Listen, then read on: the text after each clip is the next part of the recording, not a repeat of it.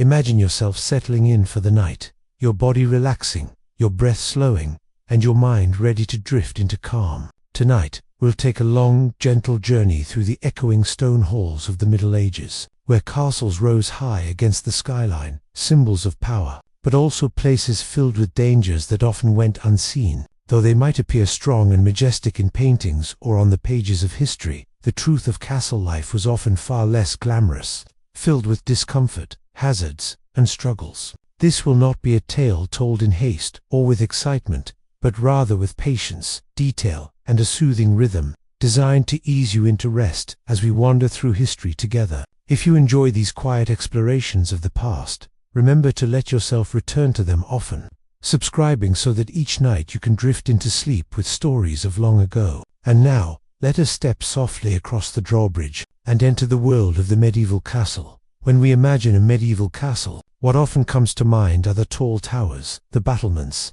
the thick stone walls rising from a cliff or hill. The image is one of strength, of security, of a place built to withstand assault and to project dominance. Yet within those walls, life was anything but comfortable. The very same stone that shielded those inside from enemies also made the interiors damp, cold, and dark. The defenses designed to keep attackers out could, at times, keep danger in turning the castle into something less like a safe haven and more like a carefully disguised, trapped-out daily life in a castle moved to the slow rhythm of the Middle Ages. The sound of footsteps echoed in corridors built of stone. Windows were narrow slits, not designed for light but for defense, leaving rooms dim. Their only glow the flicker of torches and the steady burn of hearth fires. Air was heavy with the mingling scents of wood smoke, dampness, and the mingled odors of animals kept within the walls. For castles were not just residences, they were small fortresses, self-contained communities, where humans and livestock shared space in close quarters. Consider the Great Hall, the heart of the castle. Here the lord and his household dined, feasted, and conducted matters of rule. Yet the hall was no grand chamber of comfort. The stone walls often dripped with condensation in winter, while the high, open rafters let drafts sweep across the room. Rushes scattered on the floor absorbed the spills of food and drink, but they also collected dirt, scraps, and vermin, making the very ground underfoot a breeding ground for disease. In such a place, warmth was uneven, smoke from the fire lingered heavily, and comfort was a rare luxury. Castles were built for defense first and foremost, and this purpose left its mark on every aspect of their design. Narrow staircases twisted tightly, not for elegance, but to slow down attackers. Thick walls kept enemies at bay, but they also trapped cold and damp within. The very architecture that impressed visiting envoys and awed peasants from the surrounding countryside was, in truth, a collection of compromises, security purchased at the expense of comfort, grandeur balanced against daily discomfort. The dangers of castle life were not always the kind that came from sword or spear. More often, they were silent, creeping hazards that wore down health and spirit. Damp walls could foster sickness, as mold and chill air seeped into the lungs of those who slept within. Fires, necessary for warmth and cooking, were constant risks, for a blaze that caught in the wooden rafters could spread quickly, and within the stone shell, smoke had little place to escape. The very features that made a castle feel imposing, its density, its strength, could make it suffocating in times of trouble. Think of the kitchens, often placed in separate buildings or tucked into corners of the complex. There, cooks labored over open flames, turning spits heavy with meat, stirring great cauldrons of stew, and baking coarse bread in stone ovens. The heat was stifling, smoke filled the air, and burns and accidents were common. Food was essential to survival, but the work of preparing it came with risks, magnified by the limited medical knowledge of the time. Even the act of eating carried hazards, as poorly stored food could spoil, spreading illness among the household. Sanitation, too, was a challenge. Latrines were built into the walls, where waste would drop down chutes, sometimes into moats or cesspits below. While ingenious for their time, they often fouled the air and bred disease. Water, drawn from wells within or near the castle, was not always clean, and the close living quarters made the spread of illness swift and difficult to control. Plague, fever, and infection could move silently through halls meant to represent power, reminding all that stone walls could not shield against the unseen. Yet alongside these hazards, life carried on with its steady rhythms. Servants bustled through corridors with buckets and torches. Knights trained in courtyards, children played in chambers, and lords held councils and entertained guests. The castle was a hive of activity, a place where duty and necessity overshadowed the harshness of conditions. To live within its walls was to accept the balance, safety from the enemy, outside in exchange for endurance of the discomfort within. Castles could also become prisons for those who lived inside them, not only for captives held in dungeons, but for the residents themselves. During sieges, when enemies surrounded the walls and cut off supplies, the fortress became a trap. Food dwindled, water grew scarce, and disease often took hold. What was meant as protection could, in times of prolonged siege, become a slow enclosure, where escape was impossible and survival uncertain. Even the grandeur of ceremony could not erase the underlying reality. The tapestries that adorned the walls served both as decoration and as insulation.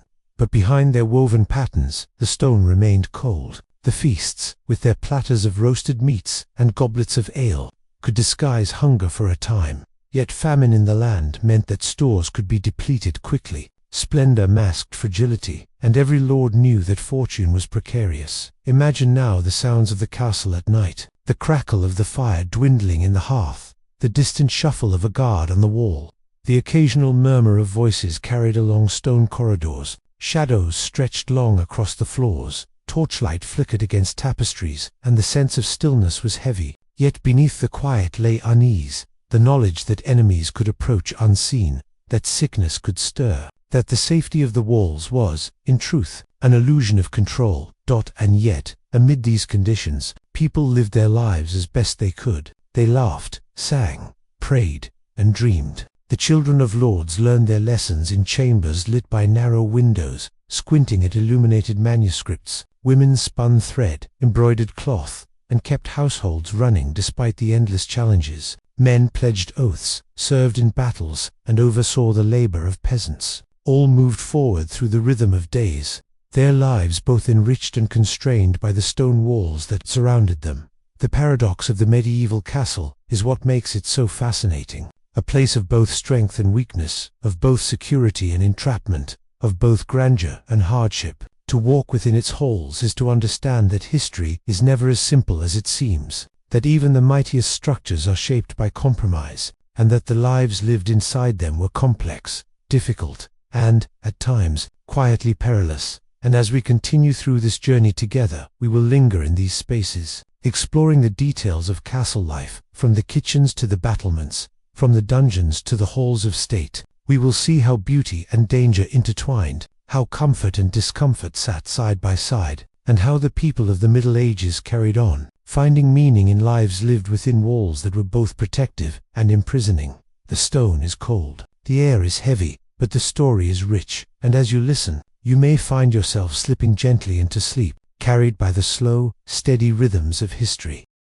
To understand why castles, for all their grandeur, could feel more like death traps than safe havens, it helps to linger on the rhythm of a day within their walls. Imagine waking in a chamber where the stone never truly warms, even in the height of summer. The bed is piled with furs or coarse blankets, yet the air is cool, damp, and heavy. A draft creeps in through the shuttered window slit, and the faint smell of smoke lingers from the fire burned the night before. Servants move quietly through corridors, stirring coals back to life, carrying buckets of water, beginning the slow process of making the castle habitable for another day. For those living inside, the castle was not simply a home but an entire ecosystem, a compact world designed to function under siege as well as in peace. Horses stamped in stables within the outer walls, their warmth and smell carrying on the breeze. Chickens scratched at the earth in the bailey, and dogs padded across cobblestones, always alert. The clang of a blacksmith's hammer might ring out in the morning air,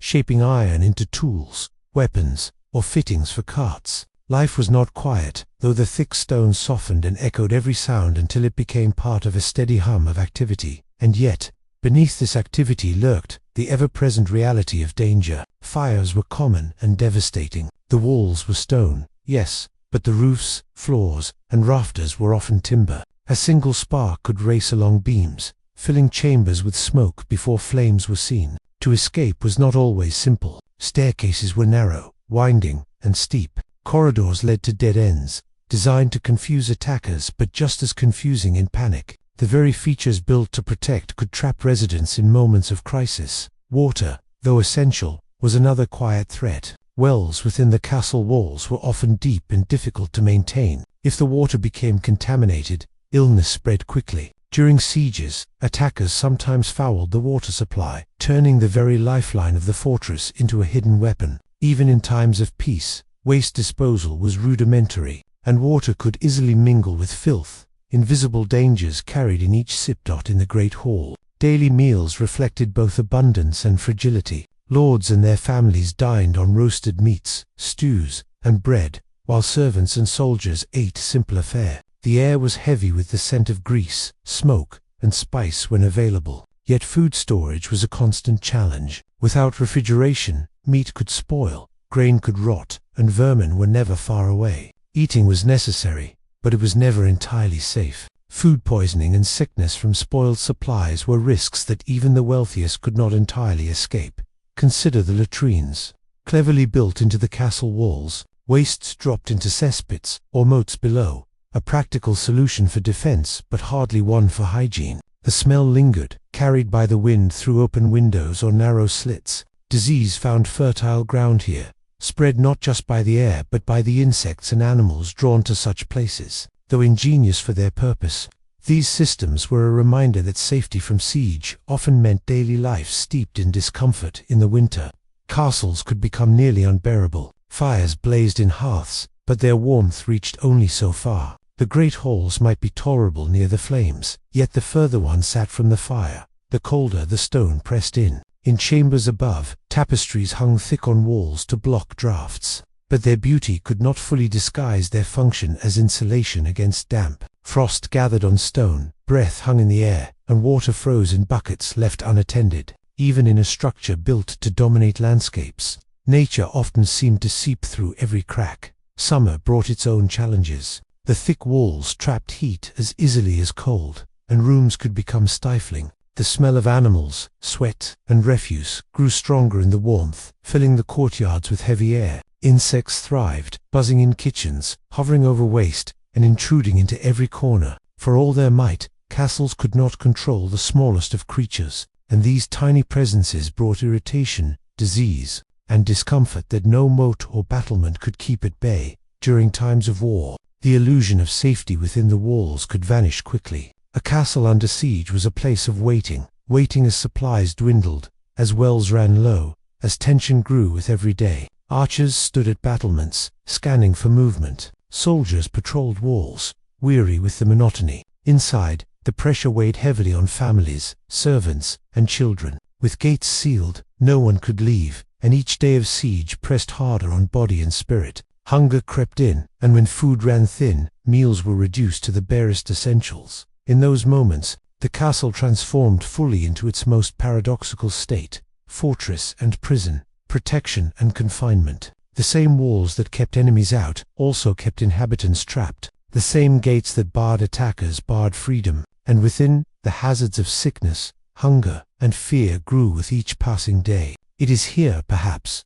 that the idea of the castle as a death trap is most vivid. Yet for all this, life within castles was also filled with human resilience. Musicians played, their instruments filling halls with gentle sound. Storytellers recited tales of heroes, saints, and legends, their words carrying comfort. Children found ways to play, even within narrow courtyards, chasing one another or inventing games from scraps and imagination. Women embroidered, their needles weaving not only cloth, but also the continuity of tradition. Priests offered prayers, their voices echoing through chapels, providing solace in a world that often felt uncertain. Every detail of castle life was shaped by compromise. Narrow staircases that protected defenders left residents weary of climbing. Thick walls that resisted catapults shut out sunlight and warmth. Moats that deterred attackers bred stagnant water and unpleasant smells. In this constant balance between safety and discomfort, the daily lives of those within unfolded, never entirely secure, never entirely at ease. At night, the castle was a world of shadows. Torches flickered in corridors, their smoke curling upward, leaving blackened marks on stone. Guards moved along ramparts, the sound of their boots steady against the quiet. Dogs barked at distant sounds, their voices carried across the stillness of the landscape. Within chambers, families huddled beneath blankets, listening to the crackle of fires, to the creak of beams, to the faint rush of wind through arrow slits. Sleep was never entirely deep, for the sense of vigilance lingered always, woven into the fabric of castle life. To live in a castle was to live with a strange mixture of awe and unease. From a distance, the towers and battlements projected dominance, symbols of wealth and power. Yet from within, the daily reality was one of dampness, smoke, drafts, and hazards that wore quietly on the body. The castle was never the comfortable home that imagination might suggest, but rather a place where strength came with sacrifice. As we continued to wander these stone passages in thought, it becomes clear that the castle was less a sanctuary and more a stage upon which power was displayed. Lives were lived, and dangers were endured. It was magnificent to see, but challenging to inhabit. And it is within this paradox, this blend of grandeur and discomfort, that the true story of castles as death traps begins to emerge. To understand more deeply why castles often felt like traps, it helps to slow our imagination and walk, step by step, through their spaces. Picture yourself entering a castle from the outer gate, passing beneath a heavy wooden portcullis, reinforced with iron. The sound of it rising or falling was unmistakable, a grinding and clattering echo that spoke of both security and confinement. Once lowered, the gate sealed itself firmly, and with it, the promise that no one would easily leave or enter. Beyond the gate lay the bailey, the open courtyard at the heart of the castle's outer defenses. Here, the bustle of daily life unfolded, yet this too carried its own hazards. Animals mingled with people, their waste collecting on the ground, mixing with mud whenever rain fell. Chickens darted underfoot, horses stamped impatiently, and carts rattled across uneven stones. The air was alive with the smell of hay, manure, and cooking fires, layered together into a constant presence. It was the heartbeat of the castle, but it was rarely clean, rarely serene.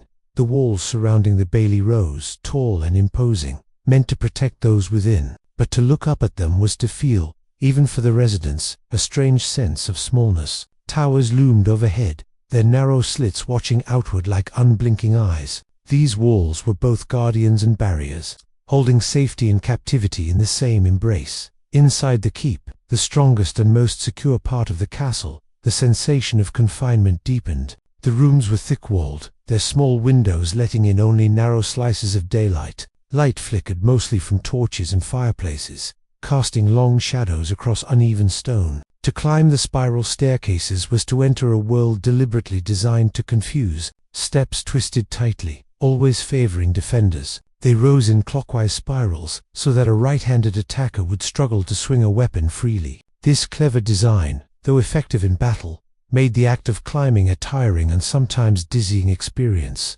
The great hall, the symbolic heart of the castle, carried its own peculiar weight. Vast in size, with high ceilings and smoke-blackened beams, it was the stage for feasts, gatherings, and judgments. At first glance it might seem a place of comfort and grandeur. Tapestries brightened the walls, banners hung from rafters, and long tables stretched the length of the room. Yet even here, discomfort lingered. Smoke from the central hearth often filled the hall, finding its way slowly through vents in the roof. The warmth never spread evenly. Those close to the fire might sweat in the heat, while those seated at the far ends of the hall might feel the chill of stone, creeping back into their bones that when meals were served. The feast was grand, but the risks were subtle. The food, as abundant as it appeared, was not always safe. Salted meats, dried fish, and stale bread formed the staples, and though spices sometimes masked the taste of decay, they could not remove its danger. To drink ale or watered wine was safer than water itself, yet it carried its own heaviness,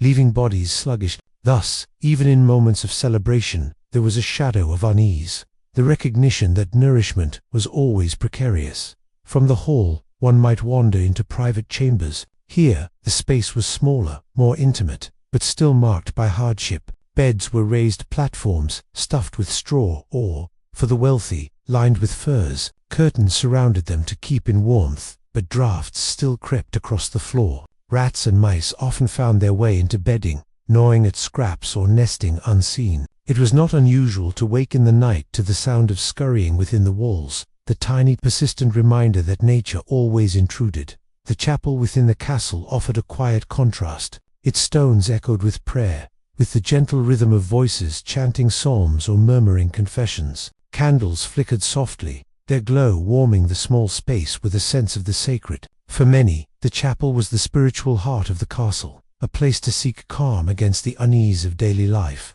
Yet even here, the air could be damp, the benches hard, and the atmosphere cold, despite the flame of faith.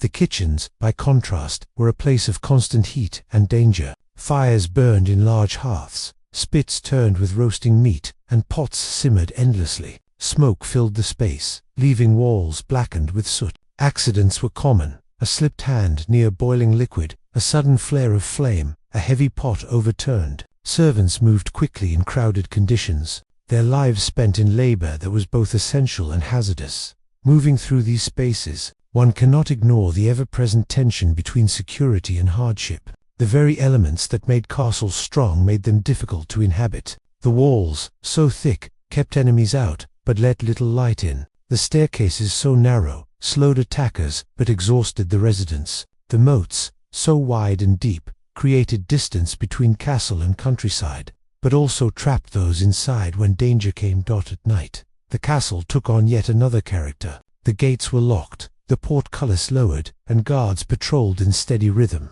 Torches lit the paths, but shadows were plentiful, and with shadows came unease. The howl of wind through arrow slits, the creak of timbers settling, the distant call of owls or wolves beyond the walls. All these sounds wove into the nighttime fabric of castle life. Sleep, when it came, was rarely deep. There was always an ear half attuned to the world, always the faint awareness that danger might not be far. For children, the castle was both playground and prison. They ran through courtyards, their laughter mingling with the clang of hammers and the bark of dogs. They invented games from pebbles, sticks, and scraps of cloth, their imaginations filling the stone walls with unseen adventures. Yet they too felt the limits. They were watched, guided, and contained, their world confined to walls that both sheltered and restrained. Their childhood unfolded in the shadow of battlements, their innocence tempered by the ever-present awareness of defense. For the lord of the castle, the weight of responsibility was constant. To command such a fortress was to live in vigilance, to always consider the possibility of attack, betrayal, or unrest. To sit at the high table was not merely a privilege, but a reminder that authority carried its own dangers. Enemies were not always at the gates. Sometimes they sat at the table, hidden behind smiles and courtesies. Thus, trust was rare, and suspicion a constant companion. To stand atop the battlements and gaze across the surrounding lands was to feel a strange mixture of triumph and entrapment. The view stretched wide, fields, forests, rivers, and villages lying beneath. Yet the one who stood there did so behind high walls, looking outward but not entirely free. The castle both elevated and confined its master, offering dominance over the land but also binding him to the very stone that symbolized his power. And so, as one continues to wander through this imagined day in a medieval castle, the paradox grows clearer. These were places of might, yet also of fragility. They embodied strength, yet whispered constantly of vulnerability. To live within them was to accept discomfort, to endure damp, smoke, drafts, and confinement. They were fortresses, yes, but also cages, magnificent and formidable, yet quietly suffused with hardship. This is why, when we think of castles today, their image may inspire awe, but their reality was far less glamorous. They were wonders of stone and strategy, yet also homes of dampness and danger. They were places of power, yet also death traps in disguise. As we continue wandering through the stone corridors of the medieval castle, the sense of confinement only deepens. Each room, each stairway, each hidden passage contributes to the feeling of a place carefully constructed to protect against the outside world, yet equally capable of keeping its own inhabitants locked within a web of hardship. Imagine the armory. Here, racks of weapons line the walls: spears, halberds, crossbows, swords polished to a dull glimmer in the half-light. Armor hangs in sets, the metal heavy and cold to the touch. Though these tools were designed to defend, they brought weight and discomfort to those who wore them. A knight donning full armor felt as though he was stepping into a prison of steel. Plates restricted movement, helmets narrowed vision, and every breath became harder beneath layers of protection. Even in times of peace, these instruments of war gave off an aura of unease. Their silent presence a reminder that danger was always expected. Near the armory might lie the dungeon. Though less frequently used than tales often suggest, its existence was undeniable. Narrow chambers beneath the castle, lit by flickering torches, or sometimes by no light at all, offered a space of silence and shadow. The air was damp and smelled of earth, the ground cold beneath bare feet. To walk through these lower levels was to feel the weight of the entire castle pressing down from above. Even those not held within its confines could sense the unease of this subterranean space, where stone seemed to absorb and hold secrets. From there, imagine ascending again, climbing another spiral staircase that winds upward, tighter and steeper as it nears the tower. The steps are worn smooth from countless feet, their centers dipped, their edges sharp. Each turn of the stair narrows vision, making it difficult to see what lies ahead or behind. At the top waits the tower chamber, with its wide view of the countryside. Here the air is clearer, fresher, though still touched by drafts slipping through narrow arrow slits. To live high in the tower meant both privilege and isolation, closer to the heavens but also farther from the daily rhythm below. Life in these chambers was marked by small comforts that never quite overcame the ever-present discomfort. A fireplace might warm the room, but its smoke clung to walls and tapestries. Candles provided light but consumed air, their flames bending and flickering in the drafts. The sound of the wind, moaning softly through cracks in the stone, lulled some to sleep while keeping others awake. There was a rhythm to it all, the crackle of fire, the rustle of straw, the footsteps echoing faintly down corridors. The castle itself seemed to breathe, its stones holding within them the life of those who dwelled there. The servants of the castle knew these rhythms most intimately. From dawn until dusk, and often into the night, they moved through spaces unseen by nobles. They fetched water from wells or cisterns, hauled firewood through cold passageways, cleaned rushes from floors, and carried trays of food up and down steep stairways. For them, the castle was not only a place of confinement, but a labyrinth of endless duties. Their days began before the lords awoke, and stretched long after the halls had gone quiet. Their work was essential, yet they lived within the same confines, breathing the same smoky air, walking the same uneven stone floors. In the kitchens, the dangers of daily life were multiplied. Fires blazed constantly, ovens roared, and boiling cauldrons steamed with soups and stews. Spits creaked as whole animals turned slowly, the smell of roasting meat filling the air. Knives glinted in the low light, chopping vegetables or slicing bread. Servants moved quickly to keep pace, their hands often burned or cut, their backs bent beneath heavy loads. Though food filled the castle, it was not always plentiful for those who labored hardest. Servants often ate scraps, bread crusts, or thin pot, sustaining themselves on what was left behind. The lords and ladies, too, though they sat at high tables and ate from silver dishes, faced their own subtle hardships. Food might be abundant, but it was not always fresh. Preservation was difficult, and salted meat or dried fish dominated diets. Spices, when they appeared, gave variety but could not erase the risks of food gone bad. The air in the hall, filled with the sense of meat, smoke, and sweat, lingered long after the feasts ended. Even grandeur, in these moments, carried the unmistakable scent of decay. Beyond the walls of the keep, in the outer courtyards and stables, another layer of hardship unfolded. Horses stamped restlessly, their stalls filled with hay and waste. Dogs barked, chickens clucked, and pigs rooted noisily in pens. The sounds and smells of animals filled the air, unavoidable companions to those living inside. These creatures provided food, transport, and protection, but they also brought disease, dirt, and constant noise. In such close quarters, human and animal life merged into one continuous, unrelenting presence. The water supply of a castle was yet another source of concern. Wells were dug deep into the ground, sometimes within the castle itself, sometimes just beyond the walls. When siege came, the safety of these wells determined survival. But water could stagnate, could grow foul, could carry illness unseen. Rainwater cisterns collected their share of dirt, insects, and leaves. To drink safely was not always certain, and so ale and wine remained staples, even for children.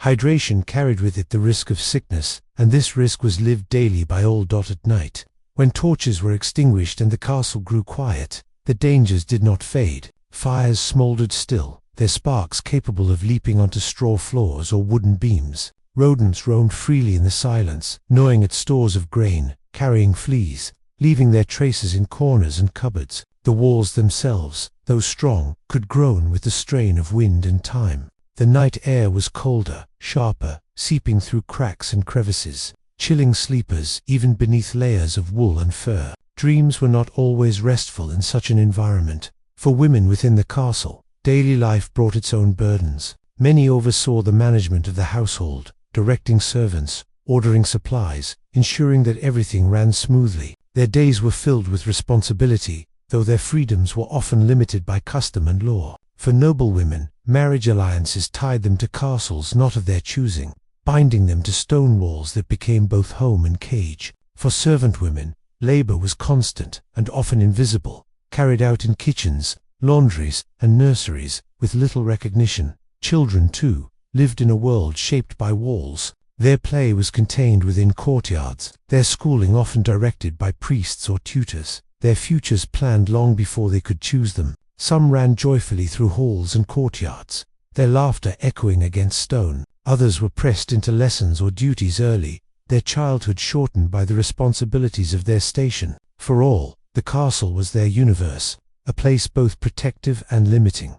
Outside the walls, the villages and fields stretched quietly, visible yet distant. Farmers worked the land, their lives tethered to the rhythms of sowing and harvest. From the castle towers, one could see these small plots, the smoke rising from village hearths, the slow movement of animals in pastures. Yet the lords within the castle were separated from this world, both in status and in distance. The walls marked a boundary not just of stone, but of experience. To live in the castle was to live apart, both elevated and enclosed.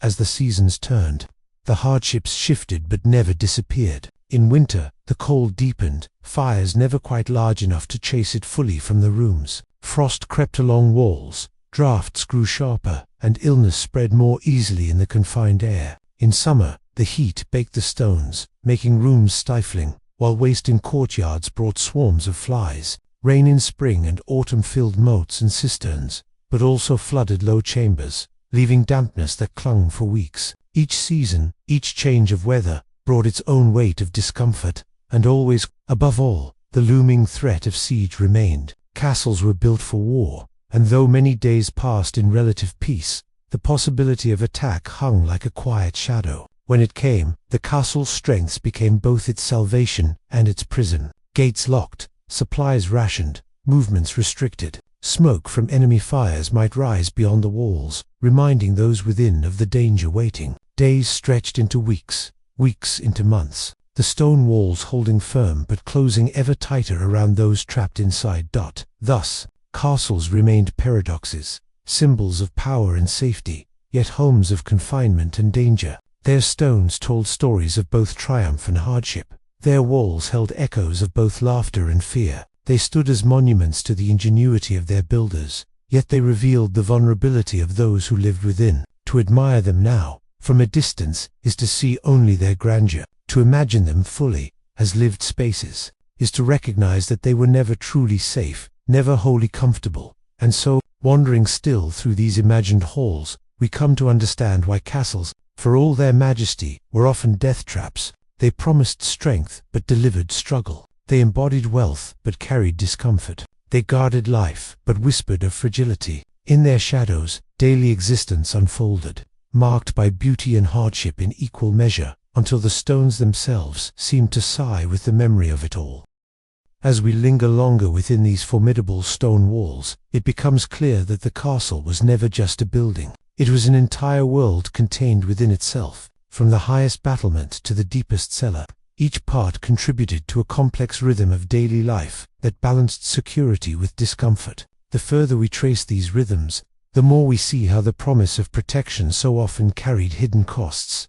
Let us pause in the castle courtyard, where life always seemed to hum with a mixture of energy and hardship. Imagine the sound of a blacksmith's hammer ringing out from a small forge against the wall. Sparks flew as iron met iron, the rhythm steady and unchanging, like a heartbeat made of metal. Around him, apprentices scurried, pumping bellows, fetching water, or carrying unfinished tools. The heat was intense, but the work never slowed. Without the blacksmith, there would be no horseshoes, no weapons, no repairs to the fittings that kept doors strong and hinges firm. Yet his place in the castle, for all its importance, was often filled with choking smoke, blistering heat, and endless noise. Not far from the forge, a baker's oven sent out the scent of warm bread. The fragrance might seem comforting, yet in reality, the bread was coarse and heavy, baked from barley or rye, more often than fine wheat. The loaves were filling, but they hardened quickly, sometimes crumbling into dryness within a day.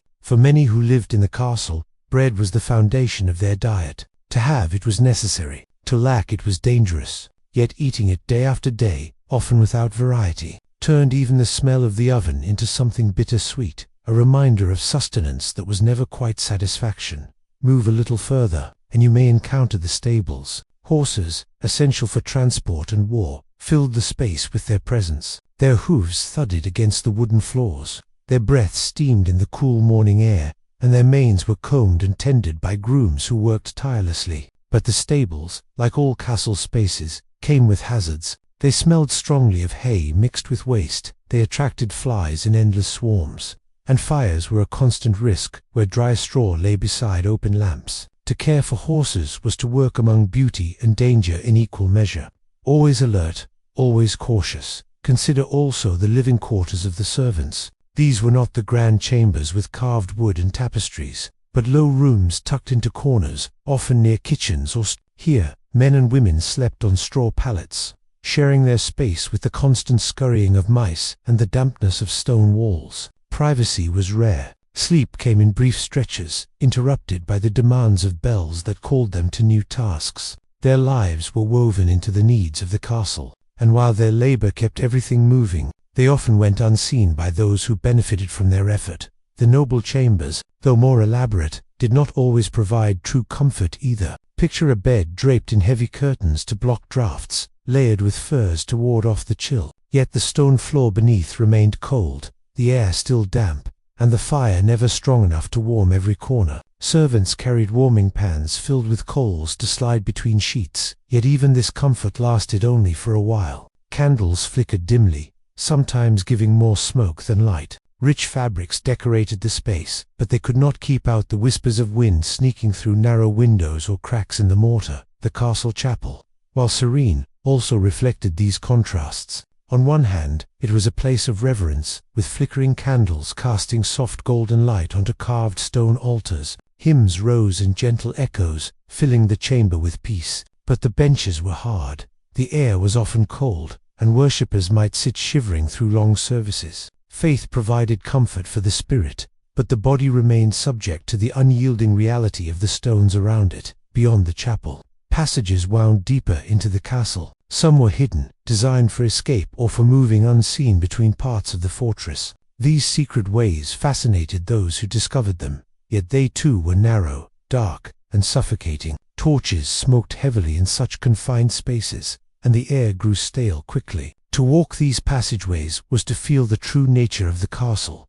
Protective, yes, but also stifling, wrapping its inhabitants in a net of walls and turns. When the castle filled with guests, for feasts or visits, its challenges multiplied. Great halls that normally held the lord's household had to accommodate dozens or even hundreds. Food had to be prepared in greater quantities. Servants ran frantically to meet demands, and noise grew to a deafening roar. The warmth of bodies pressed together became stifling, the smell of sweat, smoke, and food mingling into a heavy presence. Yet once the laughter faded and the guests departed, silence descended again, almost unheard. The echo of footsteps seemed louder in the emptiness, the vast stone spaces swallowing sound. The children of the castle adapted in their own way to these extremes. They played with carved wooden toys, ran races across courtyards, and invented tales of knights and monsters. Yet their games were often confined by rules: not to climb too high, not to wander too far, not to touch the weapons left in the armory.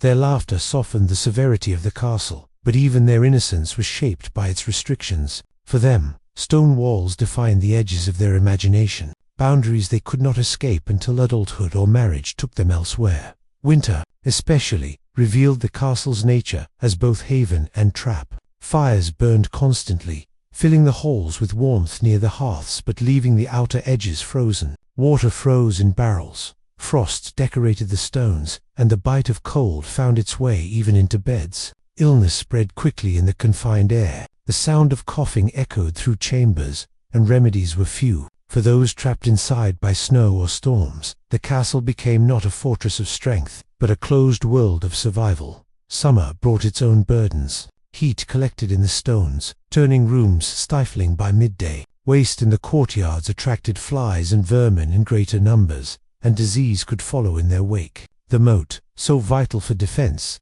could stagnate in the heat, its water thick with algae, buzzing with insects. What had once promised safety turned instead into another hazard, lurking just outside the walls. To live in a castle, then, was to live in constant negotiation with these conditions. Every comfort was paired with an inconvenience. Every safeguard carried its own hidden cost. Protection was real, but so too was the daily grind of enduring smoke, damp, drafts, pests, and confinement. And yet, despite it all, castles stood as symbols of strength. Their very presence projected power across the landscape, reassuring allies and warning foes. Lords and ladies bore the burdens of life within their walls because those same walls declared their dominance. The discomfort was the price of authority, the hardship the cost of visibility. To dwell in a castle was to embody not only privilege but endurance. So, as one continues this slow, wandering journey through castle life, the paradox becomes ever clearer. What protected could also imprison. What nourished could also sicken. What inspired awe from outside often weighed heavily on those within. The stones remembered it all, silent witnesses to lives lived in shadows, in drafts, in smoke, and in the unending balance between safety and struggle. As the story of these stone fortresses deepens, it becomes impossible not to reflect on the rhythm of daily time as it passed inside the walls. Life in a castle was measured not by the precision of clocks, but by bells, seasons, and tasks. Each sound, each repetition, gave structure to a world that otherwise might have felt overwhelming within its boundaries. Imagine dawn breaking over the battlements. The first light touched the edges of towers and crept slowly across the courtyard. A bell rang, not sharply, but in long, echoing tones that carried through chambers and corridors. This call roused the servants to their duties. Some moved toward the kitchens, where fires had to be lit and bread prepared. Others hurried to stables, cleaning and feeding animals before the lord and lady even stirred from their beds. The air was still cool, and the stones seemed to exhale the dampness of night. Yet already, life was awakening, each person knowing their place in the day's unfolding. Breakfast was not the lavish breakfast one might imagine in such grand walls. For most, it was bread dipped in ale, or a thin broth reheated from the night before. The warmth of the food mattered more than its flavor. Only in the chambers of the noble family might there be more variety. Eggs, perhaps, or cheese, served with some fresh fruit in the summer months. But even then, luxury was restrained by the realities of storage and preservation. Food was precious, and nothing was wasted. As morning progressed, the castle grew louder. Children's voices rang in the courtyards, workers' tools clanged in steady rhythm, and the sound of livestock filtered into every corner. The well was often crowded, with water drawn carefully for cooking and cleaning. Buckets creaked as ropes wound up and down, the splash of water echoing in the stone shaft. The well was a lifeline, and its presence in the courtyard was as central as the great hall itself. Midday brought its own pace. Meals were served according to rank, with nobles dining separately from servants and retainers. In the great hall, long tables were set with trenchers of bread that doubled as plates, soaking up sauces and juices. Meat was roasted over open flames, its aroma filling the hall. Yet even this abundance had its shadows.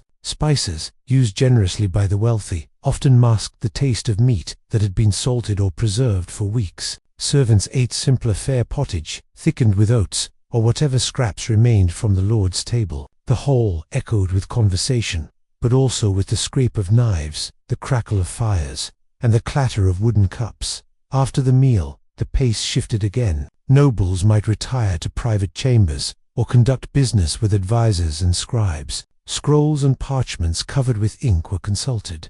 Sealing wax melted for correspondence, and matters of law or land ownership debated. The seriousness of these tasks contrasted with the labor happening elsewhere in the castle. laundry scrubbed in cold water, hay carried into storerooms, weapons sharpened by the armorer. Life at every level moved in tandem, different tasks bound together by necessity. As afternoon deepened, training often filled the courtyards. Young squires practiced with wooden swords, their strikes clashing in rhythmic bursts. Archers tested their bows, the twang of strings carrying through the air. For the nobility, practice was not just about readiness for war, but also about maintaining status. Skill with arms was a marker of identity, and the courtyard became both a school and a stage. Yet it was hard work, sometimes painful, and always under watchful eyes. The castle's stone walls, echoing with shouts and strikes, reminded everyone that martial strength was the foundation of its existence.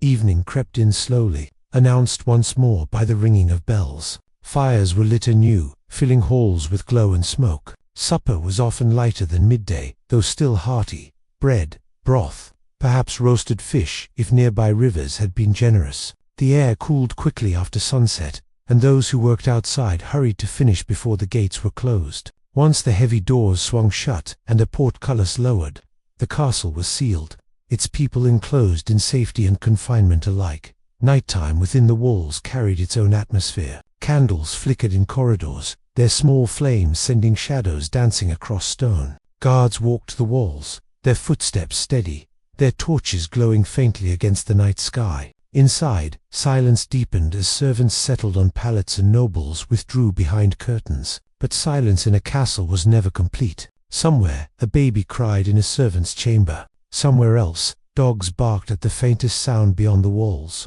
Rats scurried in storerooms, and owls hooted in the darkness outside. These quiet interruptions gave life to the night, reminding all that the castle was never truly still. Seasons marked the greater rhythm of life. Spring brought the planting of gardens within the castle yard, the tending of orchards, and renewed energy after long winters. The walls looked softer then, framed by blossoms and green shoots. Summer warmed the stones, filling chambers with heat that sometimes grew unbearable. Autumn filled storerooms with grain and salted meat, a time of preparation as much as celebration. Winter, harsh and unforgiving, tested everyone. Fires were kept burning constantly, and yet cold crept into bones and walls alike. Work slowed, but the burdens of survival grew heavier. Within this endless cycle, festivals punctuated the monotony. Feasts for holy days brought music, laughter, and relief from routine. The great hall filled with song, minstrels plucked lutes, and jugglers entertained guests with daring tricks. For a brief time,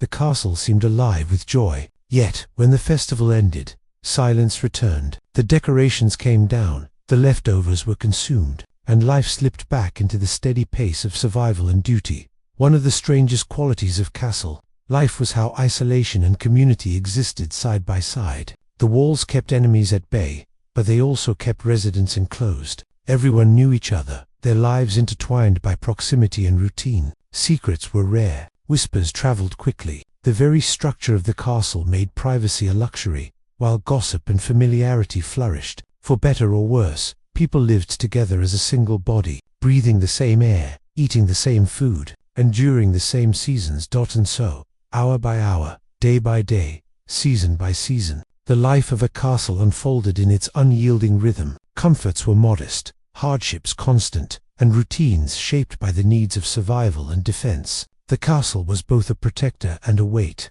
both a stage for power and a reminder of fragility. If one closes their eyes now, perhaps they can hear it. The steady ring of the blacksmith's hammer, the echo of bells calling servants to work, the murmur of voices in the hall, the distant thud of hooves in the stables. Layer by layer, these sounds formed the heartbeat of a place that promised safety, yet demanded much in return. To dwell in a castle was to surrender to its rhythm, to live according to the voice of stone and the whisper of time.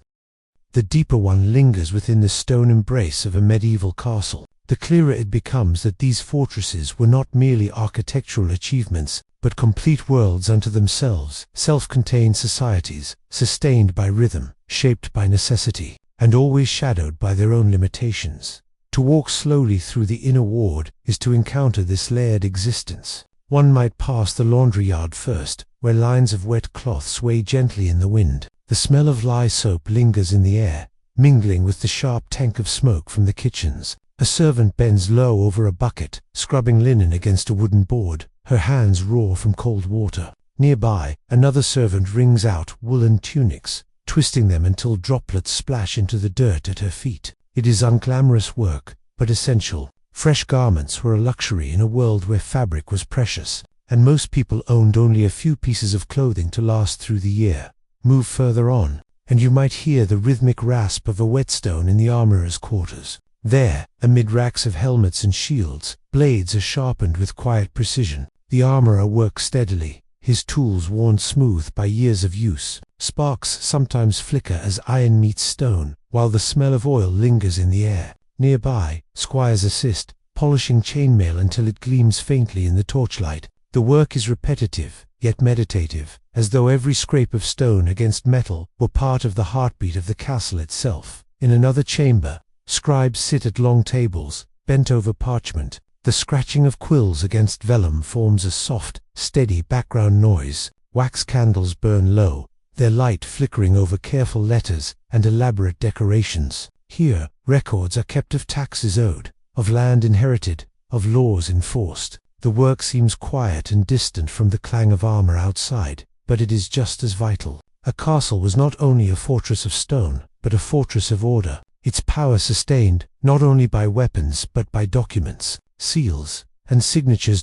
Step into the kitchens, and the scene is altogether different. The air here is thick with warmth and the scent of cooking. Fires roar in open hearths, spits turn slowly with joints of meat, and pots of pottage bubble gently, their steam rising in slow, fragrant curls. Cooks move swiftly among the fires, their arms marked with burns, their brows damp with sweat. Boys rush to and fro carrying baskets of herbs, onions, or bread, their footsteps pattering against the flagstones. Dogs linger at the edges, hoping for scraps. The kitchen is chaos, yet a kind of organized chaos, bound together by routine and necessity. Without it, the castle would grow hungry quickly, for mouths to feed were many, and supplies always uncertain. Above these busy chambers, the noble family lived in relative comfort, though even their lives were far from luxurious by modern standards. Their chambers were larger, yes, with tapestries to soften the walls and carpets to cover the cold stone. Yet drafts still slipped through shutters, and the glow of a few candles barely softened the deep shadows in corners. Beds raised high and piled with blankets offered warmth, but also creaked and groaned with every shift. Servants often slept nearby on pallets, ready to attend at a moment's notice. Privacy was rare, even for those at the highest levels of castle life. At times, entertainments lifted spirits. Minstrels might sing ballads of love and war, their melodies filling the great hall with sound that lingered long after the final notes. Dancers twirled in flickering firelight, their movements simple yet graceful. Storytellers spun tales of saints and heroes, their voices carrying listeners far beyond the castle walls. For a few moments, laughter echoed in the hall, cutting through the weight of stone. Yet such diversions were occasional. Most days were filled with the quieter rhythm of necessity. As night drew near, another transformation occurred. The gates were checked once more, heavy timbers tested, iron hinges secured. Guards took their places on the walls, their figures silhouetted against the last glow of sunset. Inside, the castle slowed. Fires were stoked for warmth, candles lit in chambers, and families gathered in their allotted spaces. The great hall dimmed, its long tables cleared, benches pushed aside, and shadows stretched wider as the fire burned lower. And yet, even as the castle prepared for sleep, its dangers did not fade. For many, the night was the hardest time of all. Darkness thickened in stairwells, making each step uncertain. Rats emerged in storerooms, scratching and squeaking as they hunted for grain. The air grew colder, sometimes piercing even through blankets. Sleep came slowly, broken by noises from the courtyard or the restless shifting of others nearby. The fortress that promised safety by day became a labyrinth of shadows by night, its walls both protector and captor. Outside the cycle of daily life, there were moments when the castle revealed its harshest truth, that it was, at its core, a place designed for survival, not comfort. In times of siege, this truth became impossible to ignore. Gates barred, supplies rationed, wells guarded. The entire community turned inward, bound together by the slow press of time. Days blurred into weeks, weeks into months. Hunger gnawed at stomachs, air grew stale. tempers frayed. The walls kept enemies out, but they also kept fear in, sealing it within the hearts of all who waited behind the gates. Consider the soundscape of such a siege. From beyond the walls, the thud of catapults echoed, stones crashing against towers, arrows whistled through the air, striking with sudden, sharp impact. Shouts and horns rose from the fields outside, their noise carrying through the stone corridors. Inside, silence was heavier, broken only by whispers, the cries of hungry children, the groan of timbers under stress. In such moments, the castle revealed itself as both refuge and trap, a place where survival depended less on comfort and more on endurance. And yet, even in the quietest times, there was always the awareness that life within these walls was fragile. A fire could spread quickly, devouring wooden roofs before water could quench it. A plague could slip silently through the gates, filling chambers with fever and despair. Even peace carried its risks, a fall down steep staircases, an infection from a simple cut, a winter too harsh for the supplies on hand. The stone walls might seem unyielding, but life within them was always vulnerable. Still, day followed night, and night followed day. The bells rang, the fires burned, the work continued. Each season returned in turn, marking the passage of time with familiar rhythms. Life in a castle was rarely easy, often harsh, but always steady. And in that steady rhythm, people found not only survival, but a strange kind of comfort, a sense of belonging to something larger than themselves. Imagine now the hush of a winter evening. Snow gathers on the battlements, muffling sound, softening even the harsh outlines of towers. Inside, fires glow, casting golden light against the cold grey stone. The air is thick with the smell of wood smoke, warm bread, and wool drying near the flames. Children huddle together under blankets, their eyelids heavy, while servants move quietly to finish their tasks. Outside, the world is silent, save for the whisper of wind across snow. In such a moment, the castle feels less like a death trap and more like a fragile island of warmth in a cold, uncertain world. And yet, that fragility never disappears entirely. The castle was built for endurance, not ease. Its very design, with steep stairs, narrow passages, and endless stone, carried the constant reminder that safety was purchased at the cost of comfort. It was both haven and hazard, both fortress and burden. To dwell there was to live always in balance, between warmth and cold, between safety and confinement, between community and isolation. It was a balance maintained not just by stone, but by the people themselves, their labor, their endurance, their ability to weave routine and meaning into the heavy rhythm of castle life. And so, hour by hour, generation after generation, the castle stood. Its walls endured storms, its halls echoed with voices now long gone, its chambers bore witness to joys and sorrows alike. Though many who lived there found it harsh, few could deny that within those stones lay the story of survival, a story that, in its own way, still whispers to us across the centuries.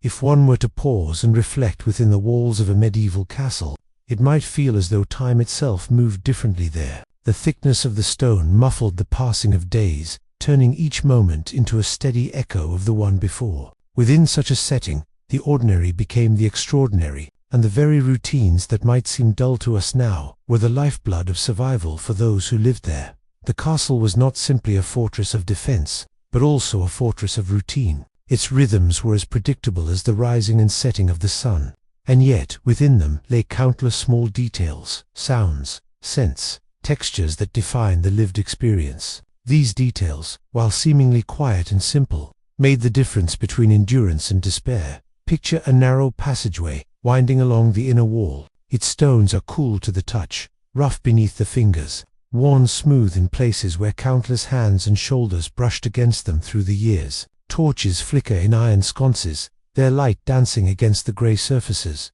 throwing shadows that seem almost alive. Footsteps echo as a servant hurries past, carrying a bucket of water. The sound lingers long after she is gone, swallowed by the depth of the stone. The air here smells faintly of smoke and dampness, and somewhere, a distant drip of water punctuates the silence like a slow, steady clock. Beyond the passage lies the chapel, a quieter place amid the bustle. Its small windows admit narrow shafts of light, which fall across polished wood and simple stone carvings. The air is cooler here, and incense sometimes hangs in faint traces, a reminder of prayers whispered earlier in the day.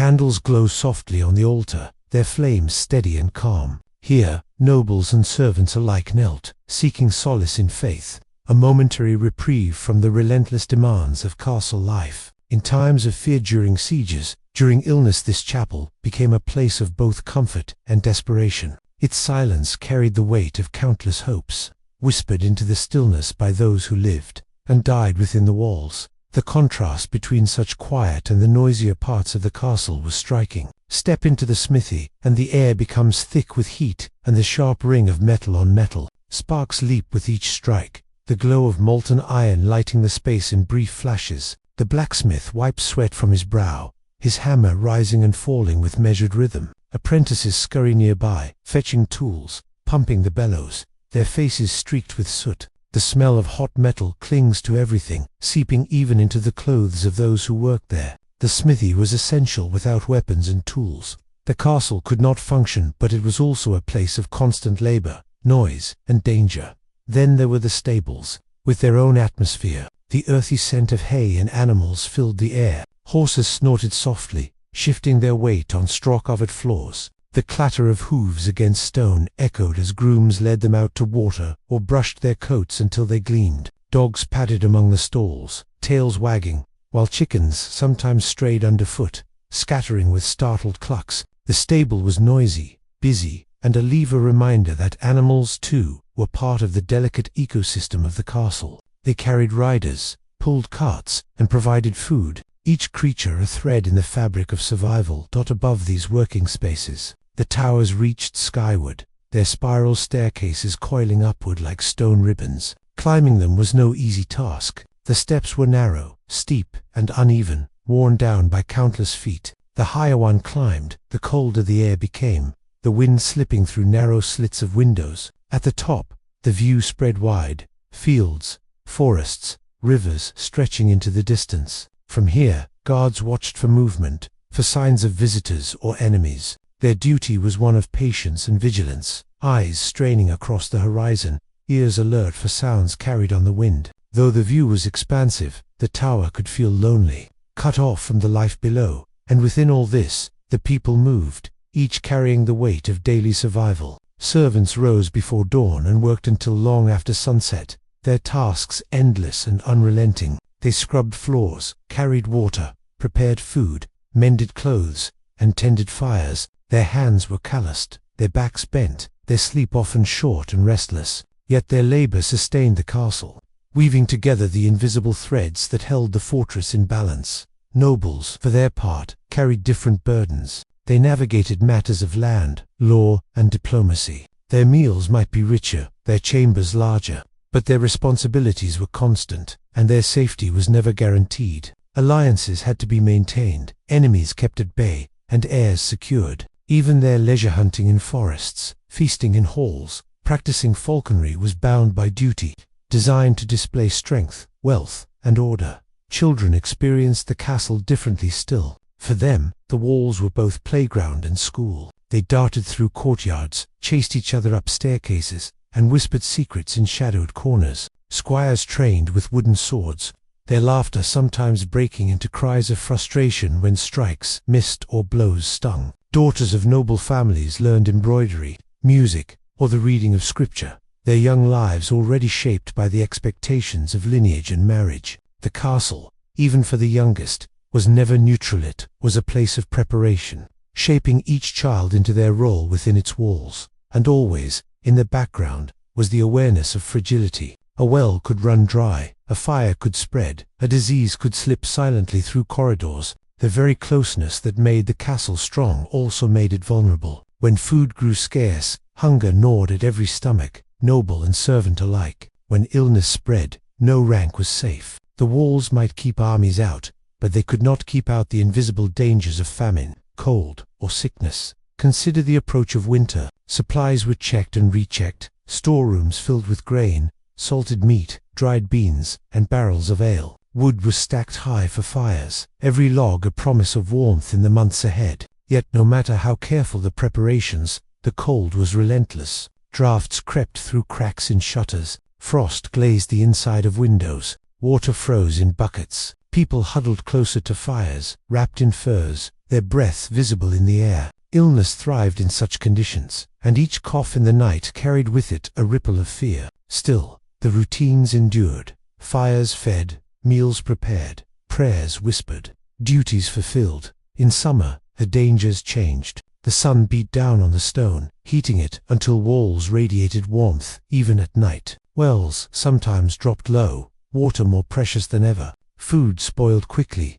insects thrived, and tempers flared in the heat. The castle, always demanding, grew even more so under the weight of the seasons. And yet, amid these challenges, beauty existed too. A shaft of sunlight falling across the great hall, dust motes dancing in the beam, the sound of a lute drifting from a chamber, gentle and sweet, the sight of banners fluttering against a blue sky, their colors bright and proud, the simple comfort of warm bread, fresh from the oven, the laughter of children echoing in the courtyard. These small moments softened the hardness of stone, reminding those who lived there that life, even within such confines, held joy alongside its struggles. When one thinks of castles today, it is easy to imagine only their grandeur, the towers rising high, the great halls filled with light, the banners snapping in the wind. But for those who lived within, the truth was far more complex. These fortresses were not fairy tale dwellings, but places of endurance, where each day required balance, patience, and resilience. They were impressive, yes, but also unforgiving. To survive within them was to live, always with the awareness of both protection and peril, comfort and hardship, safety and danger. Perhaps that is why castles linger so powerfully in our imagination. They embody both strength and fragility, permanence and impermanence. Their stones remain, long after the voices of those who lived within have faded. But listen closely, and it is possible still to hear the echoes, the scrape of a whetstone, the laughter of children, the whisper of prayers, the ring of a hammer, the crackle of a fire. All of it woven into the fabric of life inside, all of it reminding us that these castles, for all their majesty, were above all else human places full of toil, full of struggle, and full of life. The story of the medieval castle is not one of static stone, but of living experience. To dwell inside those walls was to enter into a constant negotiation with one's surroundings, for every part of the structure shaped the life lived within it. The great towers, the narrow staircases, the vast halls, each of these features held a purpose, and each came with its own burdens. Consider again the staircases. They were not designed for comfort, but for defense. Spiral, steep, and uneven, they forced the body into awkward angles, making ascent slow and tiring. To climb with arms full of wood, or water, or supplies, was no easy task. The steps were worn smooth with use, slippery when damp, and dangerous in the half-light of torches. One wrong movement could send a person tumbling. Many accidents must have occurred on those treacherous spirals, but they were accepted as part of the price of security. Safety for the castle as a whole demanded risk for the individual. The same was true of the narrow windows that dotted the walls. Arrow slits, thin and tall, admitted little light. Rooms were left in near constant gloom, their only brightness the glow of fires and candles. On a sunny day, the outside world shone bright beyond the slits, yet the chambers within remained dim and cool. For the guards stationed near them, the wind whistled through constantly, bringing chill air even in summer. Light and air sacrificed for defense left people in shadows, their lives lit only by flicker and flame. Fires themselves were both comfort and hazard. In winter, every chamber depended on their warmth. Logs crackled in great hearths, flames sending light and heat into otherwise cold spaces. Yet sparks leaped easily, and tapestries or rushes on the floor caught fire without warning. A single blaze could spread swiftly through wooden beams, filling the air with choking smoke. The very thing that gave life to the castle could also threaten its destruction. Fire was friend and enemy at once, impossible to live without, yet always feared.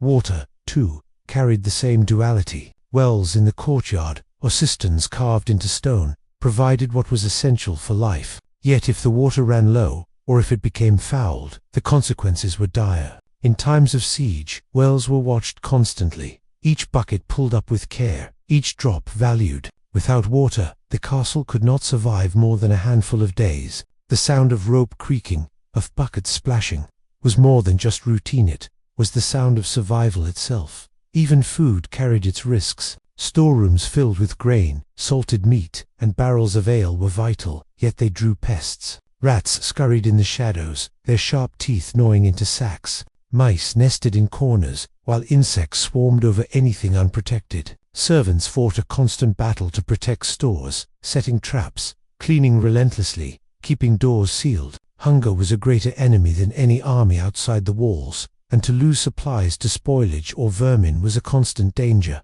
The very walls of the castle, though strong, bore their own perils. Dampness seeped through stone, especially in winter, leaving chambers cold and clammy. Moss grew in cracks, water dripped down into corridors, and mildew spread on wooden beams. The air often smelled of earth and damp cloth, a reminder that the fortress was not entirely impervious to the world outside. Time itself worked on the stones, wearing them down, demanding endless repairs. For those who lived within, the sound of masons working, chisels tapping, scaffolding rising, was a familiar part of life. The castle was never truly finished, which was always in a state of being patched, repaired, rebuilt, and yet, within these discomforts, there was rhythm and meaning. The hardships were softened by familiarity. People adapted, creating their own comforts. Rushes scattered on the floors soaked up dampness and were replaced regularly, bringing fresh scents of herbs like lavender or rosemary into the halls. Tapestries hung not only for decoration but to insulate against drafts, their patterns telling stories and bringing color into gray spaces. Wooden shutters were lined with cloth to keep out the wind. Each of these small measures made stone feel more like home, even if the home itself was a fortress.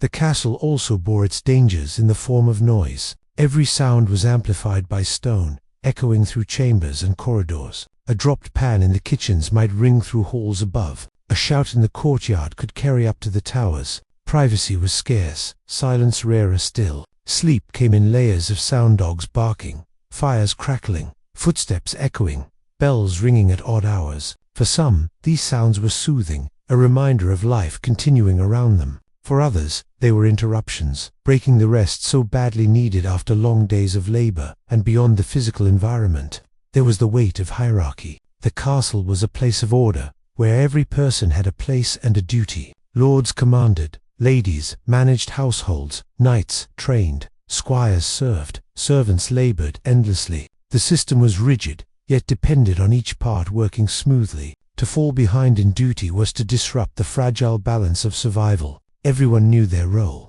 and the castle itself reinforced its chambers divided, its spaces arranged, its routines structured so that rank and responsibility were constantly visible. Festivals, when they came, were both relief and reminder. The great hall filled with music, laughter, and the scent of roasted meat. Goblets of ale were raised, songs echoed, and for a brief time, hardship was forgotten. Yet even in celebration, the castle's limits were present. Fires roared to hot, smoke filled the air, rushes on the floor turned slippery with spilled drink. The same walls that confined daily labor confined joy as well, and every moment of revelry was lived within the boundaries of stone. At times, nature itself pressed its presence through the walls. Storms raged outside, winds howled against towers, rain lashed at battlements. The sound of thunder rolled across chambers, vibrating through the stone. Lightning lit the sky, casting tall shadows across the courtyards. Inside, people huddled by fires,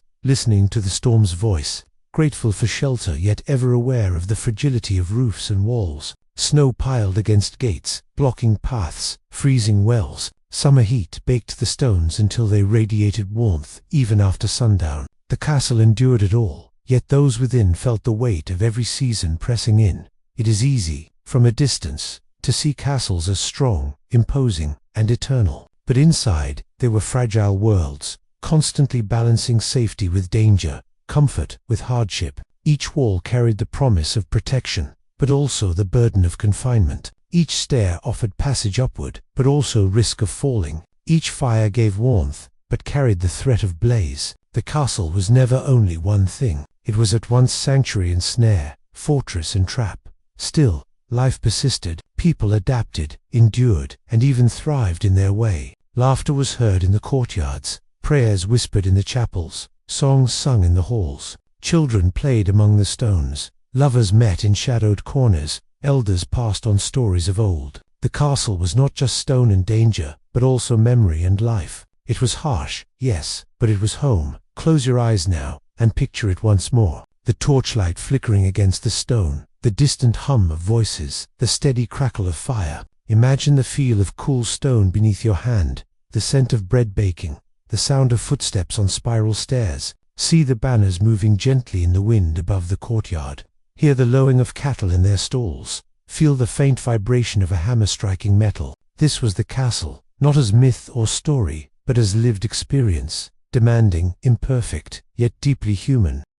Life within a medieval castle, for all its grandeur from the outside, remained a world of subtle burdens and quiet struggles. The walls, so thick and formidable, gave the impression of safety, yet they also created a feeling of isolation. Once the gates were closed, the moat crossed, and the drawbridge raised, those inside lived in a self-contained universe. For days, weeks, or even months, life might pass without contact with the world beyond. This isolation was felt most keenly during times of siege. Imagine the heavy gates closing, the portcullis lowering, and the sounds of the outside world fading away. Within the walls, people adjusted to a slower, more cautious rhythm. Food was rationed, wells were guarded carefully, fires were managed to conserve wood. The air grew heavy with the awareness of being trapped. No matter how strong the walls appeared, the thought lingered. They were also barriers, keeping people in as much as keeping danger out. During siege, the great halls that once held feasts were transformed into storage spaces.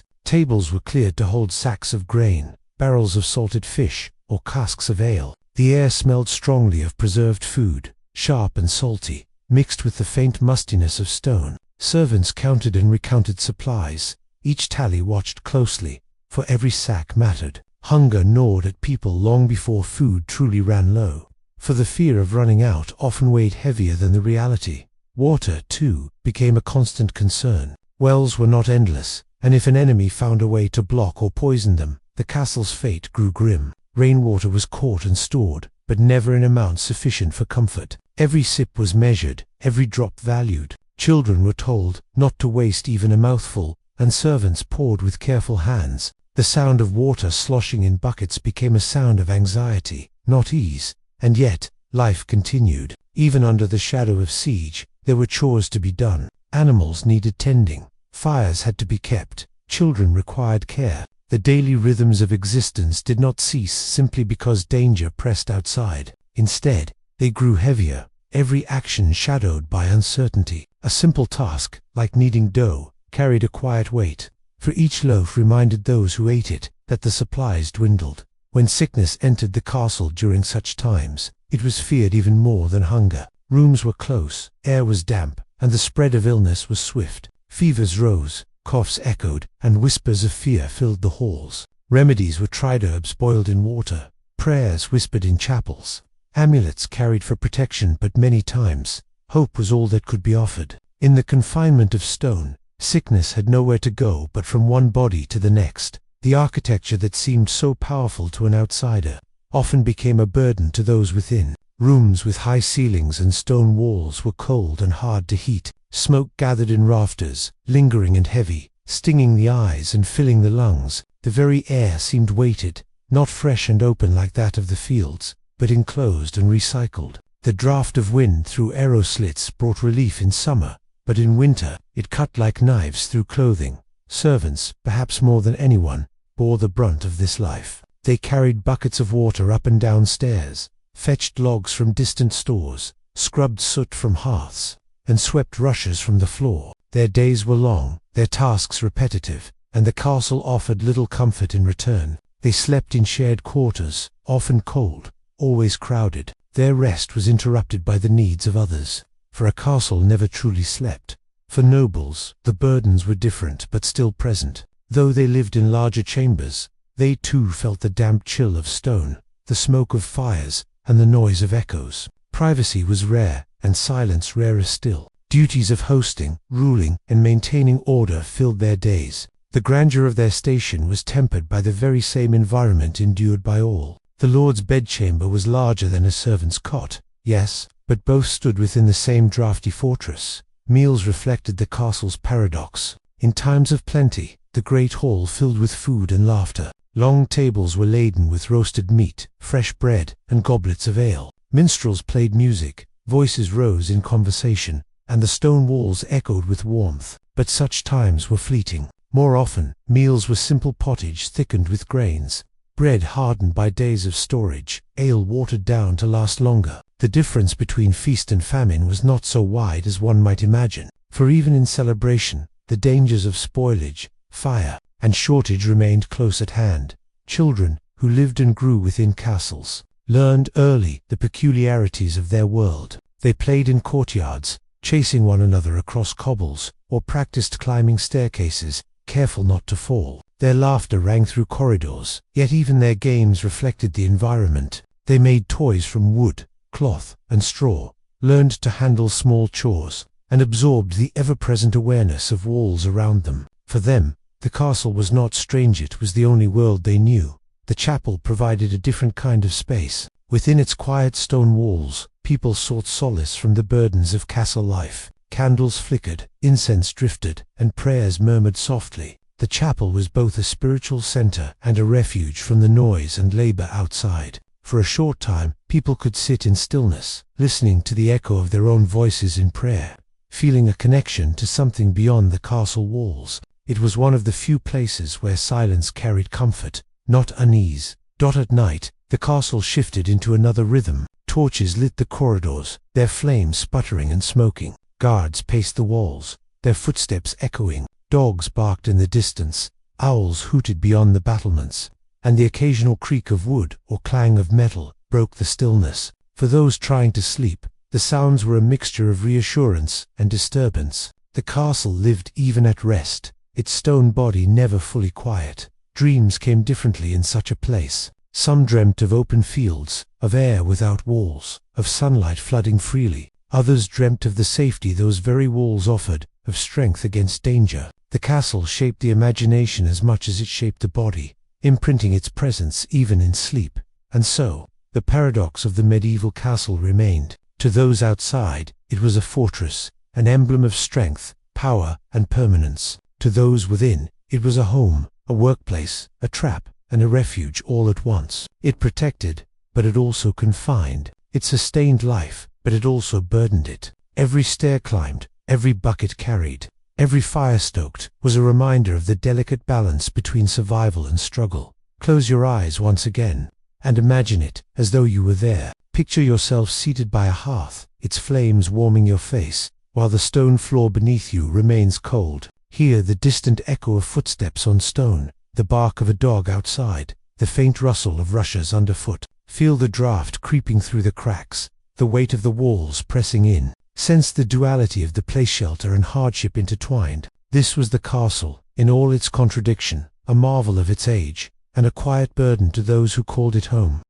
When the first rays of dawn touched the high battlements of a medieval castle, the day began not with a rush of excitement, but with a steady rhythm of quiet duties. The cockerel crowed in the bailey, and the sound carried through narrow arrow slits into the chambers where servants stirred and nobles shifted in their beds. The morning air, often cool and damp, seeped into every corner, reminding everyone that the castle was as much stone as it was home. Servants were the first to rise, moving silently through darkened corridors. They carried buckets of water drawn from the well, their footsteps echoing softly on the flagstones. Fires, which had burned low through the night, were coaxed back to life with careful hands. Smoke drifted into rafters, catching in the light as the sun crept higher. Before the halls filled with voices and clatter, there was a brief stillness, a moment when the castle seemed to breathe slowly, stretching awake after its restless night. Life resumed in familiar patterns. In kitchens below the great hall, the hearth was stoked,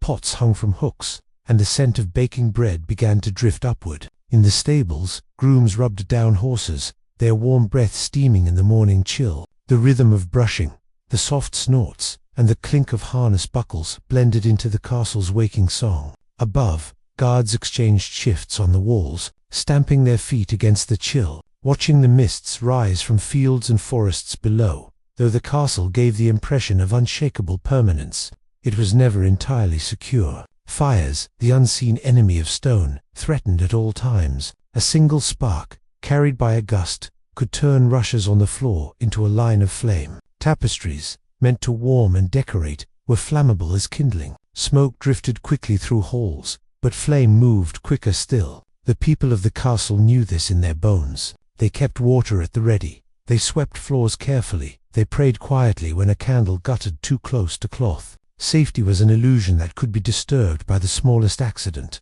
Even without fire, the air inside was often thick. Rushes on the floors, replaced only from time to time, grew musty with spills and wear. Dogs slept on them. Children played on them. Scraps of food fell into them. When they were pulled up, the smell was strong and the dirt revealed. People lived close to their animals, to their work, and to one another. In such closeness, the line between comfort and burden blurred easily. For those who lived in castles, the defenses that looked so imposing were not always reassuring. The moat, with its stagnant water, bred insects and smelled in summer. The drawbridge creaked under strain, its chains groaning, its planks never entirely dry. The portcullis, heavy with iron, was both protection and a reminder that once lowered, one was sealed inside. Thick walls muffled sound, leaving inhabitants cut off from the wider world. To outsiders, these features spoke of might. To those within, they often whispered of confinement.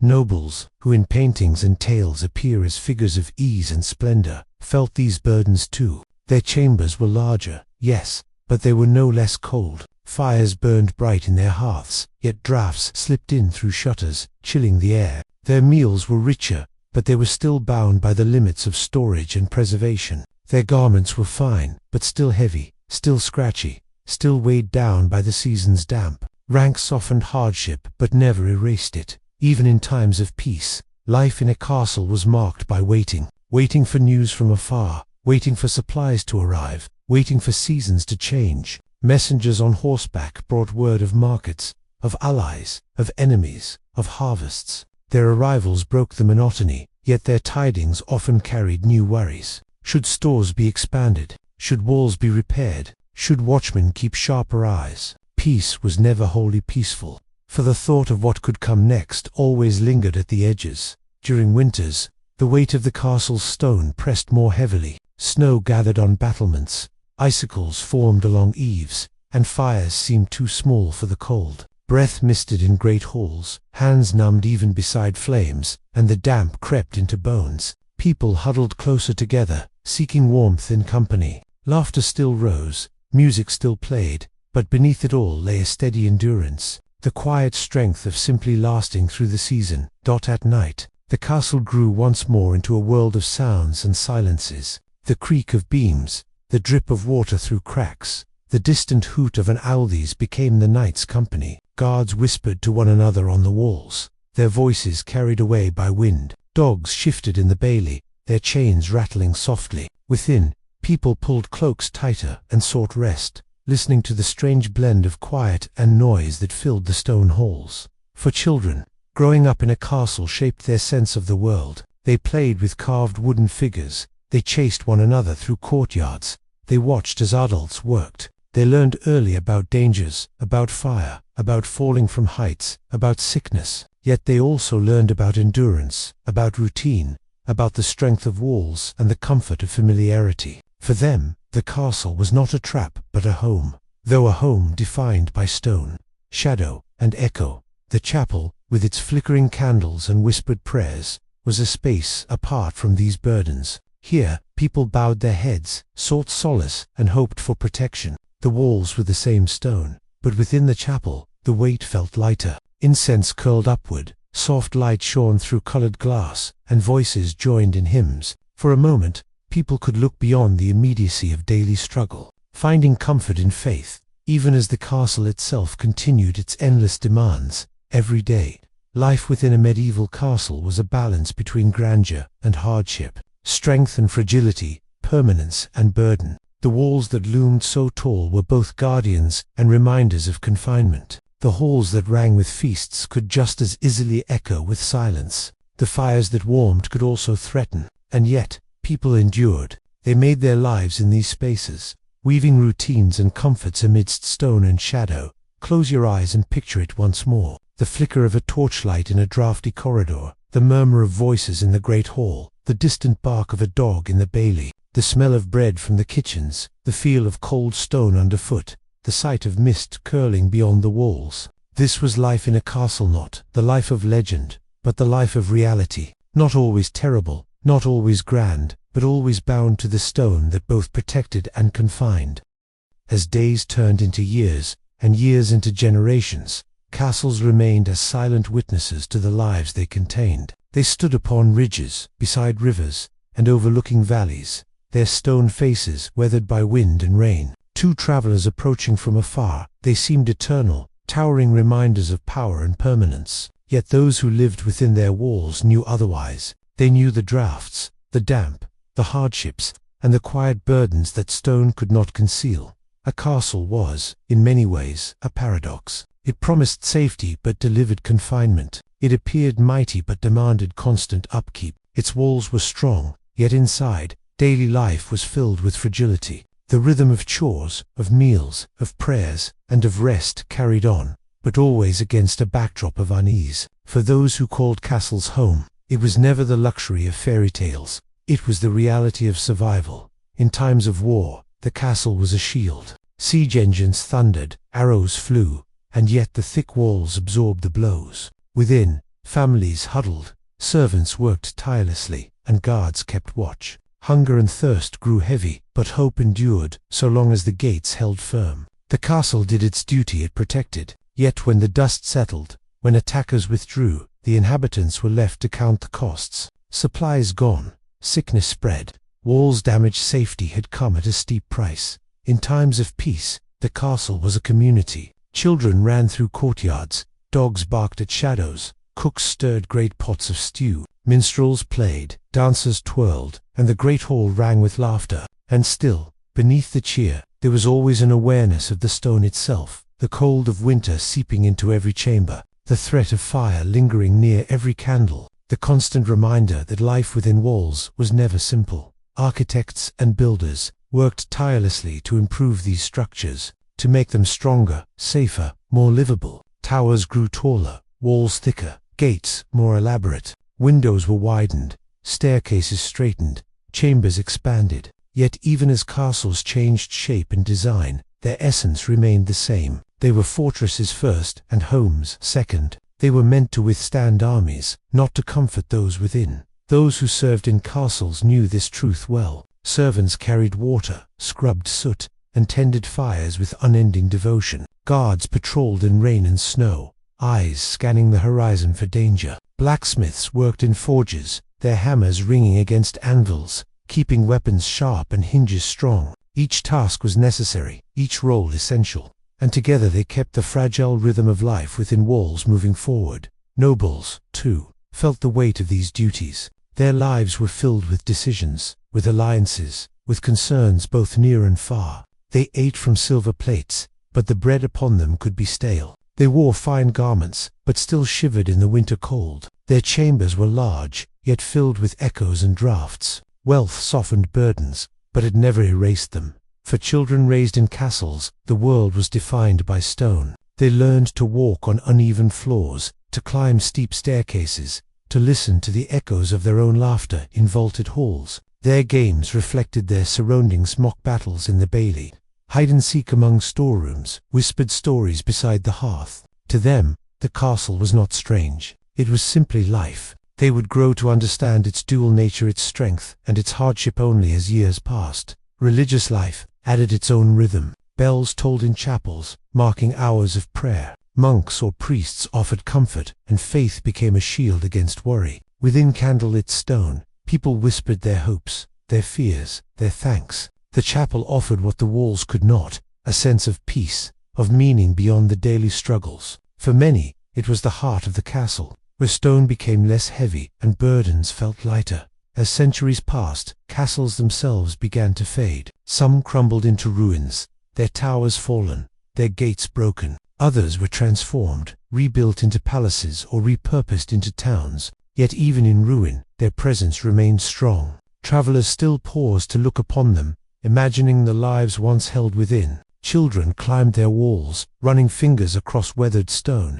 sensing stories that lingered like whispers in the air. Even today, castles invite us to wonder. We stand in their courtyards, Feel the chill of their halls, and picture the people who once called them home. We marvel at their strength, but if we listen closely, we can almost hear the other story, the one of hardship, of daily endurance, of lives lived within stone walls that were as heavy as they were protective. Close your eyes for a moment, and let yourself drift into that world. Picture the flicker of a torch against a cold wall. Hear the creak of a drawbridge settling into place, the low murmur of voices in a great hall, the distant bark of a watchful dog. Smell the bread baking in a smoky kitchen, the damp rushes on the floor, the faint trace of candle wax in the air. Feel the chill of stone beneath your fingertips, and the weight of walls pressing gently in dot. It is not a world of fairy tales, nor one of endless grandeur. It is a world of people, ordinary and noble alike, making lives within extraordinary structures.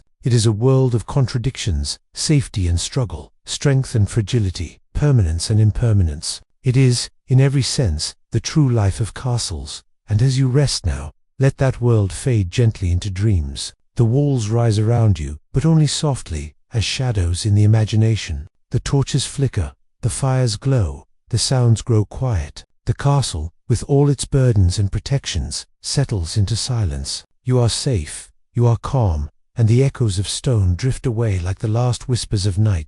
Sleep well, knowing that even the mightiest walls are simply part of the long story of human endurance, a story that continues. Quietly, as you close your eyes and drift into rest,